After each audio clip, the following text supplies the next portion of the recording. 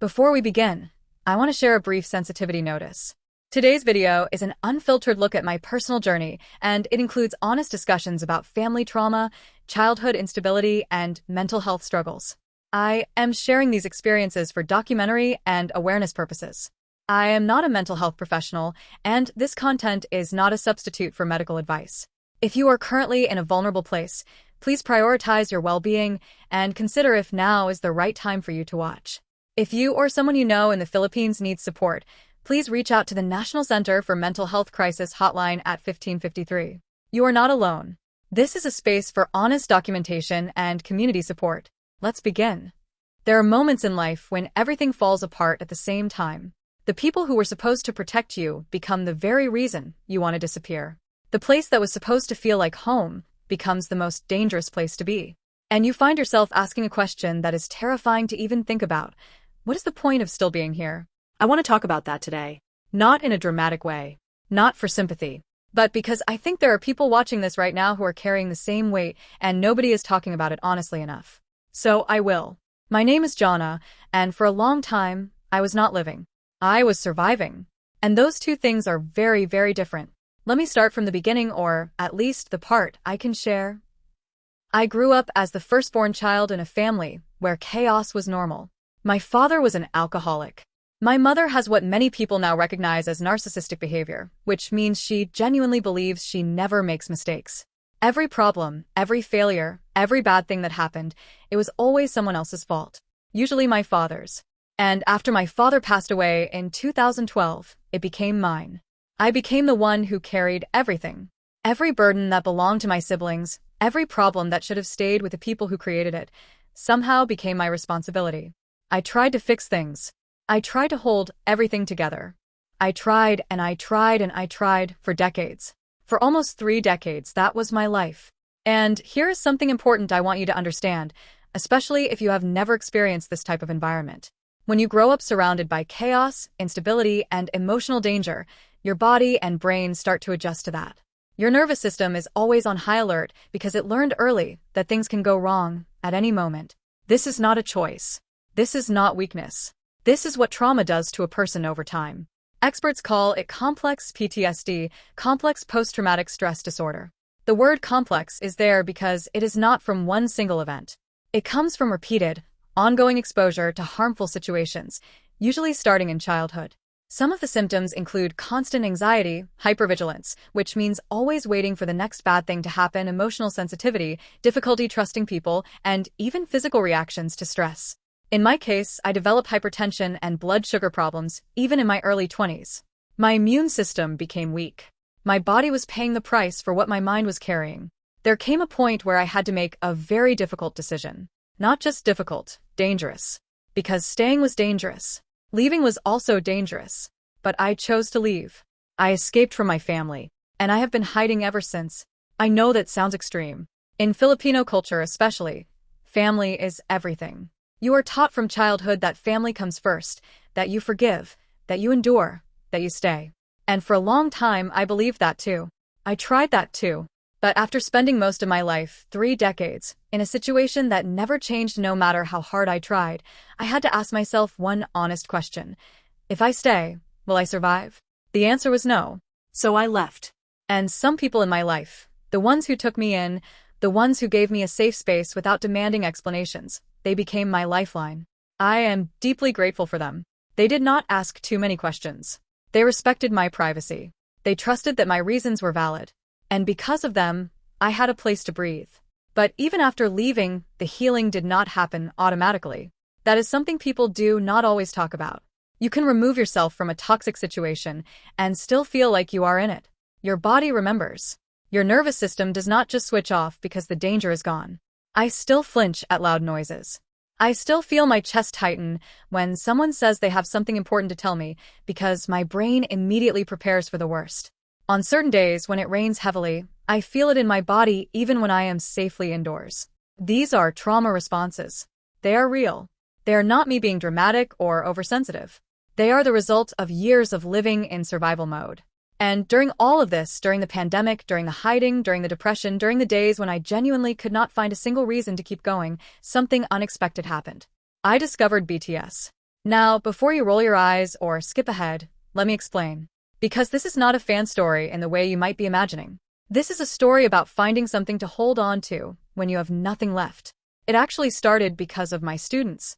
I teach English online, mostly to Japanese students, and during the pandemic, many of them were fans of BTS. I did not know anything about the group, so I did what any teacher would do. I researched.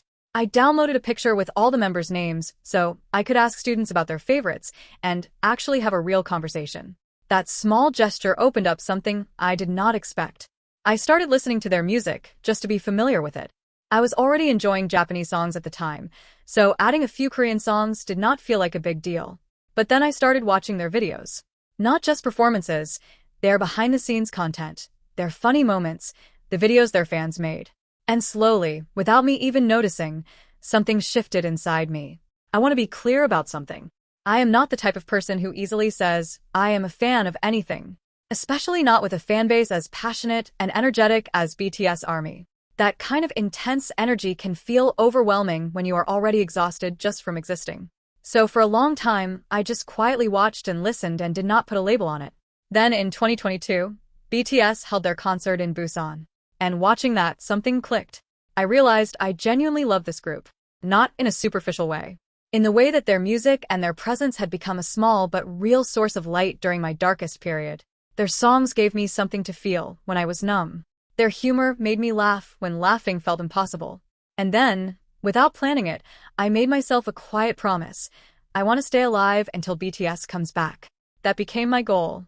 Not a grand life plan. Not a 5-year vision board. Just stay alive until they return. And then I found more reasons. I have 2 dogs. The first one is Shiro. His story is one I think about often when things feel hard. His mother gave birth to 5 puppies, but she was so overwhelmed, what sounds like postpartum stress, that only Shiro survived. He was 12 days old. He was wounded. To keep him alive, I had to take him to his mother every few hours to feed, and then bring him back to my room to keep him safe. I did this over and over. And Shiro survived.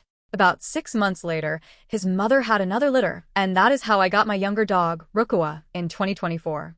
And now, in a few weeks, I am expecting kittens. I already had a cat. He was only 2 years old when he passed away this March, and I cried so much. My eyes were swollen for days. He was so young. Losing him hurt in a way that is hard to explain, but I am looking forward to having kittens soon.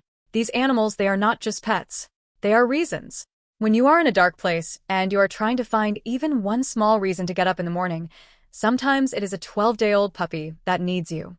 Sometimes that is enough. Sometimes that is everything. My current life looks very different from where I was a few years ago. I live alone. I live in a small space on a property that is not mine, but I have access to a large garden where I grow vegetables, sweet potatoes, and more. I am still a beginner at gardening, still learning from YouTube videos, still making mistakes. My place is about 1 kilometer from the beach, and it is a beautiful beach, a real tourist destination. I work from home as an online English teacher. I manage my own time. I have my dogs, I have my garden, I will soon have kittens. And here's something I realized recently, quietly, almost by accident. I am already living a practice version of my dream life. My dream was always to live in the countryside, be near the beach, have a garden, have pets, work on my own terms. I am doing that right now. Imperfectly, on someone else's property, with financial stress and health concerns, and a world that feels increasingly unstable. But the bones of the dream are here. I am learning to appreciate that. It is harder than it sounds. Because even when the external situation improves, your inner world does not automatically follow. My body still defaults to stress. My nervous system still prepares for disaster. But I am aware of it now. And awareness is the first step. One more thing I want to share because I think it matters. I discovered MBTI personality typing a few years ago, and I found out I am an INFJ, one of the rarest personality types. Learning this was genuinely life-changing for me. Not because a personality test defines who you are, but because for the first time I had language for why I experienced the world the way I did. Why I could sense things other people missed. Why I absorbed the emotions of people around me so deeply. Why I tried to fix everyone. Why I felt so isolated even in a room full of people. MBTI is not as well known in the Philippines as it is in other countries, but discovering it gave me a community, Facebook groups, pages, people sharing experiences that mirrored mine exactly. For someone who had spent most of her life feeling like something was wrong with her, That sense of recognition was powerful. I was not broken. I was just wired differently. Being an INFJ in a toxic environment is both a curse and a survival skill at the same time. The ability to see through people's denial, to sense what they are not saying, to understand motivations they themselves cannot articulate. It is exhausting, yes. But it also meant I could eventually see clearly enough to get out. BTS is coming to the Philippines in March 2027. I am hoping to save enough money to go.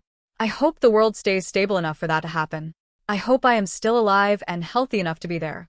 That hope, fragile, practical, and real, is another thing keeping me moving forward. This channel is also part of that.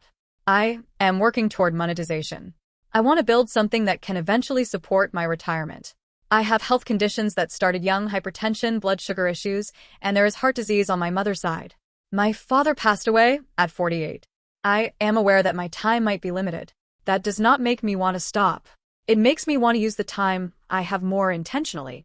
If you are watching this and you are going through something similar, a toxic family, trauma you cannot fully explain, depression that makes getting out of bed feel like climbing a mountain, I am not going to give you a list of motivational tips.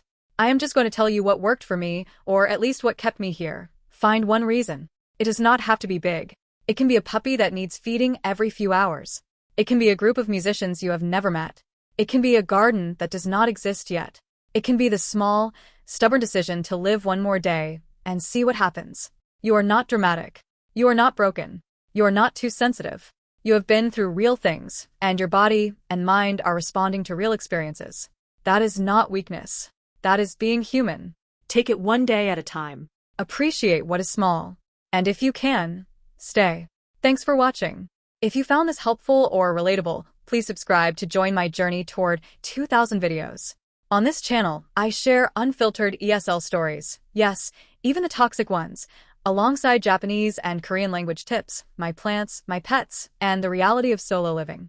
If you'd like to support my work and help me build my retirement fund, you can buy a treat for my pets via the link in the description below. Every bit of support helps keep this channel independent and growing. See you in the next one.